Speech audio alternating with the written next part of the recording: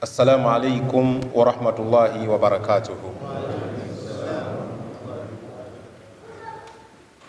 Ntendereza Allah subhanahu wa ta'ala w'ekitiibwa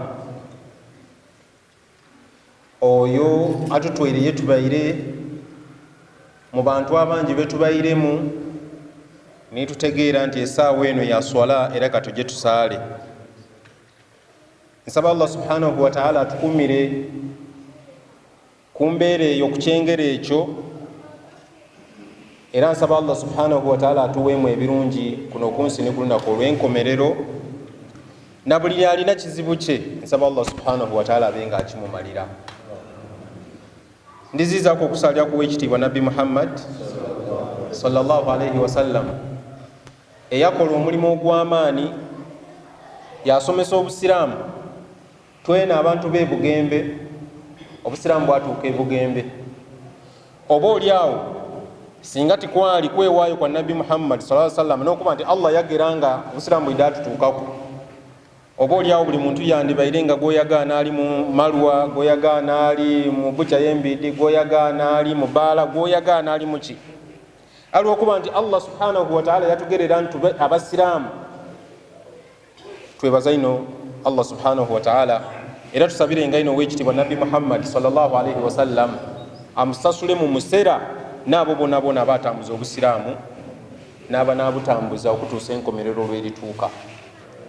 Baidu ba Allah olunaku olwaleero ndina ekintu kyendidye nga mbona ngaayenze kimbisa bubi era nga kinigiriza omutima gwange, nayenda tukyeyalinge kuuku niimwe nga nenda tukyeyalinge aye twesembesa ensomesa ey'obusiraamu oba okuleeta ebyokuboneraku.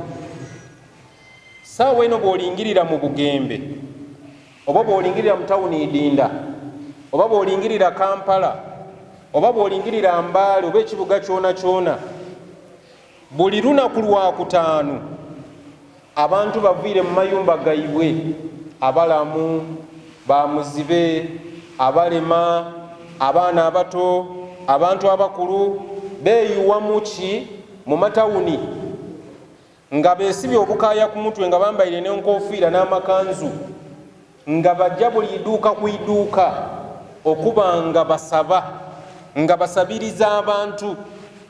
Tiri oba kyenduka okwogera ku mukibona oba ninze nkibona zenka, aye twenda tulingewooku ddala ddala obusiraamu busomesa butya ku mbeera oti neeyo etuusewo essaawa eno omuntu yakwagana yakwatiseeka ekyemisana kyange kiri mu nsawo yo, seeka ekyemisana kyange kiri muki, kiri mu nsawo yo. Oli kibona omuntu yakwagana yakuyiza kumbali yakuba tiseeka mpaayo olukumi oba haji mpaayo olukumi, gweoyagaine ku masijidi wano wamwagana ku masijidi ere y'Obugembe Islamic, wamwagana ku masijidi ere ya Answad, wamwagana mu tawuni nga ali kujja akola ki, ali kujja nga yatakaffafu nas, ali kujja nga asabiriza ki, nga asabiriza abantu, aye nga bambaire ekifaananyi suura gye balimu kifaananyi kyaki, kya busiraamu. Bana tuba tujja mu maiso oba tuba tuyira inuma, waba waliwo ki, waliwo obuzibu. Obusiraamu bintu bye bwakubiriza omuntu okufuna riziki min kasabi irkihi, okukola omulimu okufuna kyofuna ng'okifuna ng'ova mu kutuuyana ku omuntu yodo. Era kyova obona bwe tubanga tutandikira era ku Adamu alayhi salatu wassalamu, mukiidi bulungi nti Abul Bashar, dada waife baba waife ni Adamu alayhi salatu wassalamu, olwokuba Allah khalakahu min turabi, Allah yamutonda nga amutola muki, mwitaka. Allah subhanahu wa ta'ala bw'amala okoba Adamu alayhi salatu wassalamu dada waife nga bimaze okwonooneka mwigiro nti ihbitu minha jamia, mwike muve mwigulu muje ku nsi. Adamu alayhi salatu wassalamu bawangala ku nsi ni mukyala we Hawa nga n'abantu babiri abasooka ku nsi eno gye tuliko olwaleero, only two people, bantu aba babiri. Aye imwe mulowooza nti Allah yali tasobola kubayikiza nga mmere kyamisana ni balya ababiri ng'ate niye baba abangi akisobola. yali Adam ni mukyala we Hawa. Batandika okuba nga bazaala abaana, abantu bajja okuba nga bakola ki? Bawera. Ayi bw'osoma kutubu tarikh, ebyafaayo eby'obusiraamu, batukoba nti Adamu alayhi salatu wassalamu kana muzari'an, yali musaada mulimi ng'agema embago, yalima afuna ekyokulya. Adamu alayhi salatu wassalamu. So nga ate Allah subhanahu wa ta'ala yandibaire ng'akola ki? Amuyisiza ekyokulya nga bwe yayisa manna wa salwa ku mulembe gwa Musa alayhi salatu wassalamu. Ayi musaada waitu ng'agema embago, yajja yalima, sizoni yatuuka, yakungula, yafuna kyalya ye ni mukazi we n'abaana be. So nga ate Allah subhanahu wa ta'ala senga yali ayenda yandibaire ng'amuwa. Ayi yalima era bafuna ekyokola ki? Ekyokulya.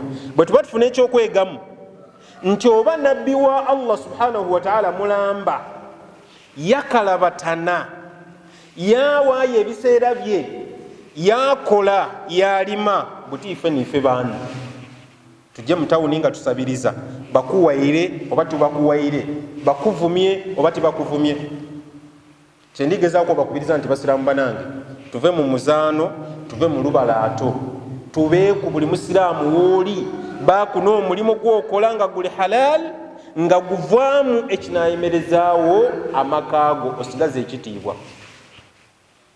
Kuba omuntu asabiriza azira kitiibwa mu maiso g'abantu, ate buli lwobula ekitiibwa mu maiso g'abantu kitegeeza newa Allah subhanahu wa ta'ala ozira ki? Newa Allah subhanahu wa ta'ala ozira kitiibwa. Ate nga mbategeeza nti gwegayiseemu n'abatali basiraamu lunaku lwokutaano bambala ebyabasiraamu, batyama ku muzigiti awo, ime mwasaala eno mu muzigiti bo nga batyaimaawo, era mwamala okusaala era mwajja mwabakola ki? Mwajja mwabanga mubawa akaki? Mwabanga mubawa akasente. So tubenga tufuna omulimu ogw'okukola gwona gwona, tubonere kuba atusooka nga Nabbi Muhammadi sallallahu alayhi wa sallama. Tubonere kuba atusooka, tubonere kuba atusooka. Nuh alayhi salatu wassalam yali nabbi wa Allah subhanahu wa ta'ala, daa qaumahu, yakoola abantu be ab'ekibiina kye, ani'budu llaha, mubenga mwesinza Allah subhanahu wa ta'ala. Yakoola abantu b'ekibiina kye emyaka 95, alfa sanatin illa 50, emyaka 90 nagati ngali kalimatu tawhid, la ilaha illa Allah muhammadur rasulullah. Bakoba ebyafaayo by'obusiraamu bakoba nti abantu abamwikiriza mu myaka 95 bali abantu nga 80, only 80 people, bantu nga 80 konsanvu nabamwikiriza mu myaka 90 nagati, myaka 95. Aye maa dhalika yali nabbi wa Allah subhanahu wa ta'ala ng'akola da'awa. Aye yali n'omulimu gwe nga musaada mubaadi, ajja yakola da'awa.